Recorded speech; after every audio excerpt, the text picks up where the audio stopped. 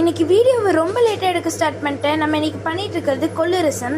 இது கோல்ட் காஃப்காக ரொம்ப ஈஸியாக இருக்கும். ஸோ இந்த கொள்ளு ரசம் வீடியோவை எல்லாருமே யூஸ் பண்ணிக்கலாம். இதில் இப்போ நான் போட்டிருக்கிறது கொள்ளு, சீரகம், மல்லி, அப்புறம் மிளகு போட்டிருக்கோம். 1/4 டீஸ்பூன் வெந்தயமும் போட்டுக்கணும். இது நல்லா வறுக்கணும், நல்லா ரோஸ்ட் ஆகுற வரைக்கும். அப்படியே ஓமமும் சேர்த்தாச்சு. இப்போ நல்லா இது நல்லா ரோஸ்ட் ஆகுற வரைக்கும் இது வறுக்கணும்.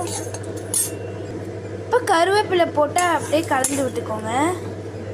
5-6 பல் பூண்டு போட்டுக்கோங்க. நீங்கள்லாம் அது ரோஸ்ட் பண்ணும்போதே நல்ல ஒரு ஸ்மெல் வரும். அந்த கொள்ளு ரசம் நம்ம பண்ணிகிட்ருக்கோம்ல, அதோட ஸ்மெல் நல்லாவே வரும். இது மாதிரி ஒரு நல்ல ஸ்மெல் வந்ததுக்கப்புறமே ஆஃப் பண்ணிக்கலாம். ஏன்னா அதோட கன்சிஸ்டன்சி பாருங்கள், நல்லா ரோஸ்ட் ஆகிடுச்சு, நல்ல ஒரு ஸ்மெல் வந்திருக்கு. ஸோ ஸ்டவ்வை ஆஃப் பண்ணிக்கோங்க. அப்படியே மிக்சியில் ஷிஃப்ட் பண்ணிக்கோங்க. நல்லா கொரகொரப்பாக அரைக்கணும். இங்கே பாருங்கள், நல்லா கொரகொரப்பாக அரைச்சி எடுத்துக்கிட்டாச்சு. இது கூட நம்ம தக்காளியும் போட்டு அரைக்கணும். நம்ம அரைச்சி எடுத்தாச்சு. இங்கே பாருங்கள், இப்போ இந்த கன்சிஸ்டன்சியில் இருக்கணும். இது நம்ம அரைச்சி எடுத்து உங்களுக்கு காட்டுறோம். ஒரு பேன் எடுத்துக்கோங்க. அதில் 1 ஸ்பூன் நெய் சேர்த்துக்கோங்க. அப்படியே கொஞ்சம் கடுகு போட்டுக்கோங்க. 2 பீஸ் வரமிளகாவையும் சேர்த்துக்கோங்க. நல்லா உடச்சி சேர்த்துக்கோங்க. இப்போ கடுகு உடைய ஆரம்பிச்சிருக்கு. கருவேப்பிலை போட்டாச்சு. இப்போ அரைச்சி விழுது நம்ம அப்படியே சேர்த்துக்கலாம். இது கூட 1/2 ஸ்பூன் மஞ்சள்தூள் சேர்த்துக்கலாம். இது கூட அப்படியே புளி தண்ணியும் ஊற்றிடுங்க.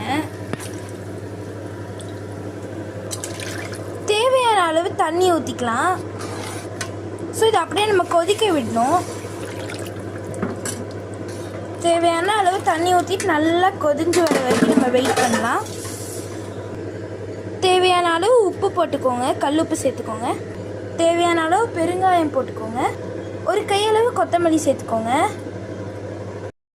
இப்போ நம்ம ரசம் நல்லா கொதிச்சு கமகமன்னு ரெடி ஆயிடுச்சு, நல்ல ஒரு வாசனையோட. ஸோ இந்த ரசம் கோல்ட் காஃப்க்கு ரொம்ப யூஸ்ஃபுல்லாக இருக்கும். ஸோ இதுதான் நம்ம ஃபர்ஸ்ட் டைம் குக்கிங் வீடியோ போடுறோம். ஸோ நான் ஏதாச்சும் மிஸ்டேக் பண்ணியிருந்தேன்னா ப்ளீஸ் என்னை அப்பாலஜைஸ் பண்ணிடுங்க. ஸோ இந்த கொள்ளு ரசம் ரொம்பவே டேஸ்டியாக இருக்கும். ட்ரை பண்ணி பாருங்கள்.